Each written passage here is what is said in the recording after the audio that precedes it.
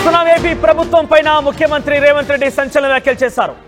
నాగార్జున సాగర్ శ్రీశైలం నుంచి అక్రమంగా చాలా పెద్ద మొత్తంలో తమ వాటాలను మించి అటు ఏపీ ప్రభుత్వం తరలిస్తోందని చెప్పి రేవంత్ రెడ్డి వ్యాఖ్యలు చేస్తూనే కేఆర్ఎంబీకి లేఖ ద్వారా కొన్ని అంశాలని పొందుపరచాలంటూ ఇరిగేషన్ ప్రిన్సిపల్ సెక్రటరీ రాహుల్ బొజ్జాని ఆదేశించారన్న నీటి పంపకాల విషయంలో మీటింగ్ జరిగింది. ఆ మీటింగ్ లో మంత్రి ఇరిగేషన్ శాఖ మంత్రి ఉత్తమ్ కుమార్ రెడ్డి ఇరిగేషన్ అధికారులు పాల్గొన్నారు.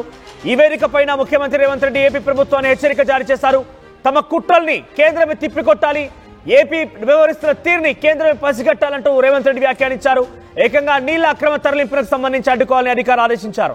టెలిమెట్రీ సిస్టమ్ అంటే ఒక్కో చుక్క ఎవరు తరలిస్తున్నారు, ఎంత మొత్తం తరలిస్తున్న విషయం పైన ప్రతి ఒక్కటి ఆన్ రికార్డ్ ఉండే విధంగా టెలిమెట్రీ సిస్టమ్ ఇంప్లిమెంట్ చేయాలని చెప్పి రిక్వెస్ట్ చేయండి. కేఆర్ఎంబీకి నేను చెప్పినట్టుగా లేఖ ద్వారా అంశాన్ని పంపించండి. అవసరమైతే టెలిమెట్రీ సిస్టమ్ కోసం ముందుగా నిధులు విడుదల చేయడానికి తెలంగాణ రాష్ట్ర ప్రభుత్వం సిద్ధంగా ఉందంటూ కూడా ఆయన చెప్పుకొచ్చారు.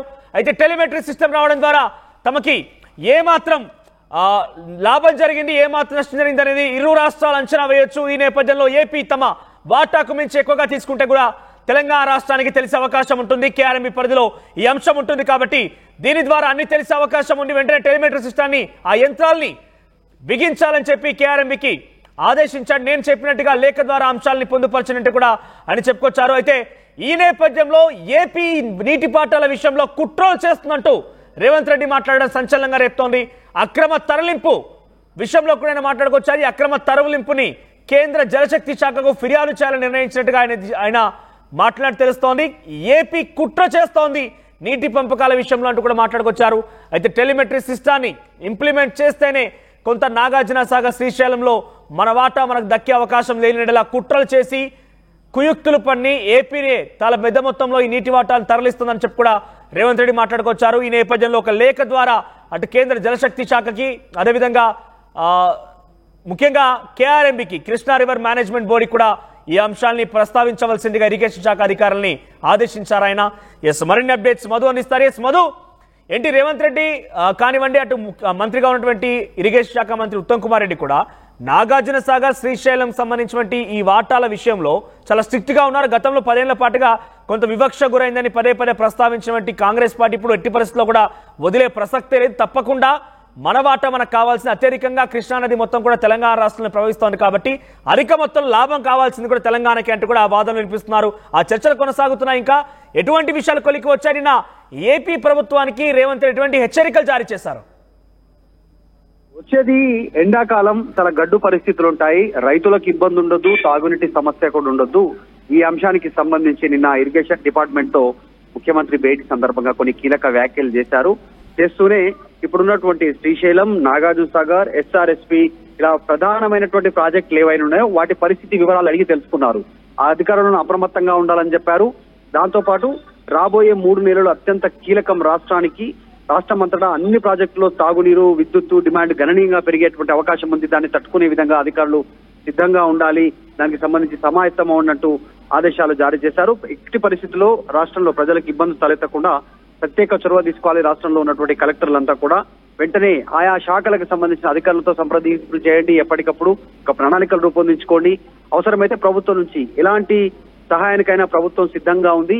ముఖ్యంగా ఆంధ్రప్రదేశ్ ఎక్కువ నీటి వాటాను తీసుకుంటుంది, కావాల్సిన వాటా కంటే ఎక్కువ నీళ్లను వినియోగించుకుంటుంది అనేటువంటి అంశంపైన ముఖ్యమంత్రి సీరియస్ అయ్యారు. టెలిమెట్రీ విధానాన్ని అమలు చేయాలి, వెంటనే దానికి నిధులు కూడా కేటాయిస్తామని చెప్పారు.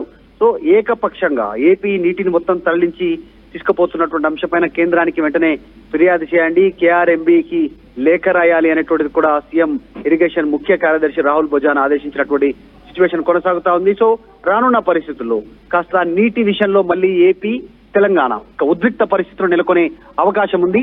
దానికి పీక్ సమ్మర్ కాబట్టి సమ్మర్ లో నీటి అవసరం ఉంటుంది ఆంధ్రప్రదేశ్ కానీ తెలంగాణ కానీ. రావాల్సినటువంటి వాటా కంటే ఎక్కువ కనుక ఆంధ్రప్రదేశ్ వినియోగిస్తే కేంద్రానికి ఫిర్యాదు చేయాలి, కేఆర్ఎంబీ దృష్టికి తీసుకెళ్లాలి. నీళ్లు ఎక్కువగా వాడకుండా చూడాల్సిన బాధ్యత కూడా కేంద్రానిదే, కేఆర్ఎంబీదే కాబట్టి దానిపైన దృష్టి పెట్టాలని చెప్పారు. ఇది ఒక్కటే కాదు, రానున్న రాష్ట్ర వ్యాప్తంగా రేపు తాగునీటి సమస్య కూడా ఉండొద్దు, రైతులకు పంటలు ఎండిపోకుండా నీటి విషయం పైన దృష్టి పెట్టాలనేటువంటి ఒక హుకుం జారీ చేశారు ముఖ్యమంత్రి నిన్న సమావేశంలో కీలకంగా. రైట్, అంటే ఇంకా వాదనలు కొనసాగుతున్నాయి. ఉత్తమ్ కుమార్ రెడ్డి కూడా ఎట్టి పరిస్థితుల్లో వదిలే ప్రసక్తే లేదు. ఈసారి తప్పకుండా మన వాటా మనకు రావాల్సిందే.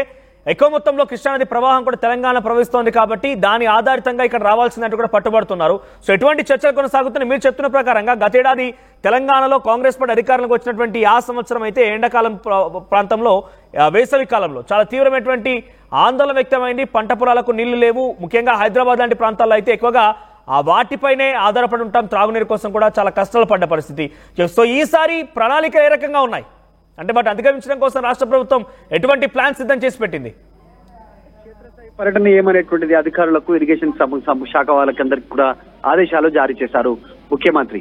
రానున్న రోజులు నిజంగా చాలా కీలకం. రానున్న 3 రోజులు సమ్మర్ ఈసారి గతంలో కంటే కూడా అసలు ఎక్కువగా తీవ్రతలు ఉండే అవకాశం ఉంది. ఎండ తీవ్రతలు, దాంట్లో నీటి ఎద్దడి తలెత్తకుండా, తర్వాత విద్యుత్ సమస్య రాకుండా, పంట కాలువలకు తాగునీటికి ఇబ్బందులు తలెత్తకుండా రాష్ట్ర వ్యాప్తంగా దీనిపైన రివ్యూ చేయాలి. ఎప్పటికప్పుడు ప్రభుత్వం దృష్టికి తీసుకురావాలనేటువంటి సూచన చేస్తూనే ఇప్పుడు ఏపీ గతంలో కంటే ఇప్పుడు ఎక్కువగా నీటిని తీసుకుపోతా ఉంది. దీన్ని ఎలా అరికట్టాలి అనేటువంటి అంశం పైన కూడా టెలిమెట్రీ విధానాన్ని అమలు చేయాలి. దానికి సంబంధించిన సామాగ్రిని కొనుగోలు చేయడానికి ప్రభుత్వం సిద్ధంగా ఉంది. వెంటనే నిధులు విడుదల చేయడానికి అటువంటి స్టేట్మెంట్ చేశారు.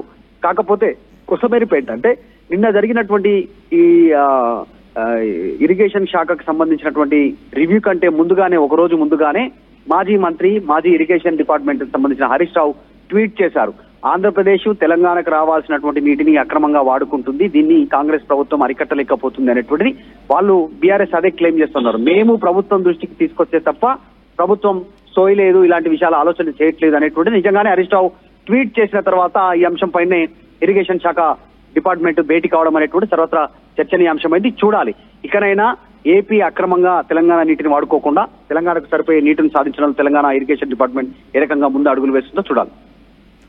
రైట్ మధు. సో మొత్తం మీద టెలిమెట్రీ సిస్టమ్ అంటే కృష్ణా నదికి సంబంధించిన 2 బ్యారేజీలు, ప్రధానంగా నాగార్జున సాగర్ కానివ్వండి, శ్రీశైలం కానివ్వండి, 2 కూడా అప్పుడు ఉమ్మడి ఆంధ్రప్రదేశ్లో ఉన్న సమయంలో చాలా ప్రతిష్టాత్మకంగా తీసుకుని నిర్మించినటువంటి బ్యారేజ్లు అన్నీ కూడా. సో ఈ నేపథ్యంలో ఉమ్మడి రాష్ట్రం కాస్త విభజన జరిగి అటు ఆంధ్రప్రదేశ్ తెలంగాణగా విడిపోయిన తర్వాత తెలంగాణ రాష్ట్రానికి తీవ్ర అన్యాయం జరుగుతోంది. ఆంధ్ర ప్రాంతం వాసులే ఎక్కువగా దీని నుంచి లబ్ధి పొందుతున్నారు, అటువైపు ఎక్కువ నీళ్లు మరలిస్తున్నారని చెప్పి చాలా పెద్ద మొత్తంలో గతంలో తెలంగాణ రాష్ట్రంలో కూడా ఒక చర్చ జరిగింది. ముఖ్యంగా కేసీఆర్ హయాంలో ఈ యొక్క నీటి పంపకాల విషయంలో కేఆర్ఎంబీ దగ్గరికి ఏం చెప్తారు తల ఊపి వచ్చారు. జగన్తో కుమ్మక్కైపోయి ఎక్కువగా వారి వాటా తీసుకునేందుకు ఆంధ్రప్రదేశ్ ఎక్కువ వాటా తీసుకుని అంకరించి వచ్చారు. కాబట్టి ఇప్పుడు అది అన్యాయం ఎఫెక్ట్ కనబడుతోంది. ఆ యొక్క అప్పుడు చేసినటువంటి నిర్లక్ష్యం ఇప్పుడు ఎఫెక్ట్ చూపిస్తోంది. వేసవి కాలం వచ్చిందనంటేనే తెలంగాణ రాష్ట్రంలో కొన్ని ప్రాంతాలు నాగార్జున సాగర్, శ్రీశైలం డ్యాంల పైన ఆధారపడేటువంటి వ్యవసాయ ఆధారిత ప్రాంతాలు కానివ్వండి, లేకుంటే తాగునీటి ఆధారిత ప్రాంతాల్లో కూడా చాలా తీవ్ర అన్యాయం జరుగుతోంది. కాబట్టి ఈసారి ఎట్టి పరిస్థితుల్లో వదిలేదే లేదు. ఎందుకంటే తెలంగాణలో కాంగ్రెస్ పార్టీ అధికారంలోకి వచ్చిన తర్వాత కూడా మొదటిసారిగా వేసవి కాలంలో చాలా తీవ్రమైనటువంటి ఎఫెక్ట్ చూపించింది. కాంగ్రెస్ ప్రభుత్వం పైన చాలా పెద్ద ప్రభావం చూపించింది ఈ అంశం. అటు హైదరాబాద్కి తాగునీటి రీత్యా కానివ్వండి, ఆ తర్వాత కొన్ని గ్రామాలకి త్రాగునీటి రీత్యా, లేకుంటే వ్యవసాయ ఆధారిత రీత్యా ఈ నీళ్ళ పంపకాల విషయంలో చాలా తీవ్ర అన్యాయం జరిగినట్టుగా భావించింది. ఏకంగా ప్రభుత్వం పైన ఆ ఎఫెక్ట్ కనిపించింది. సో ఇప్పుడు ఎట్టి పరిస్థితుల్లో వదిలే ప్రసక్తే లేదు. పక్కాగా కుట్రలు కుయుక్తుల పని ఆంధ్రప్రదేశ్కే ఎక్కువగా నీటి మరలింపు జరుగుతోంది. కాబట్టి తెలంగాణ ఈసారి తప్పకుండా ఉపేక్షించేది ఆ పరిస్థితిని. కాబట్టి టెలిమెట్రీ సిస్టమ్ ప్రతి నీటి చుక్కని కూడా ఎవరు ఏ విధంగా తరలిస్తున్నారు, నీటి పంపకాల విషయంలో ఏ రకంగా ముందుకు వెళ్తోంది, కేఆర్ఎంబీ ఇచ్చిన ఆదేశాలని ఈ 2 రాష్ట్రాలు పాటిస్తున్నాయా లేదా, ఎవరి వాటాగా ఎంత తీసుకెళ్తున్నారనే ప్రతి నీటి చుక్కను కూడా లెక్క వేసే అవకాశం ఉంటుంది. కాబట్టి టెలిమెట్రీ సిస్టాలని, టెలిమెట్రీ యంత్రాలని బిగించాలని చెప్పి డిమాండ్ చేస్తూ ముఖ్యమంత్రి రేవంత్ రెడ్డి నిన్న అధికారులు ఆదేశించి ఆ అధికారుల చేత ఒక లెటర్ని కేంద్ర జలశక్తికి, ఆ తర్వాత కేఆర్ఎంబీకి రాయాల్సిందిగా కోరారు. అవసరమైతే దానికి సంబంధించిన నిధులను కూడా తెలంగాణ రాష్ట్ర ప్రభుత్వం ముందస్తుగా భరించడానికి సిద్ధంగా ఉందని చెప్పి కూడా ముఖ్యమంత్రి రేవంత్ రెడ్డి మాట్లాడుకోవచ్చు. ఇది ఒక రకంగా ఏపీ ప్రభుత్వానికి వార్నింగ్ అని చెప్పొచ్చు. మరి ఏపీ ప్రభుత్వం, అక్కడ ముఖ్యమంత్రి చంద్రబాబు ఎలా రియాక్ట్ అవుతారు ఈ అంశం పైన మాత్రం చూడాల్సిన అవసరం అయితే ఉంది.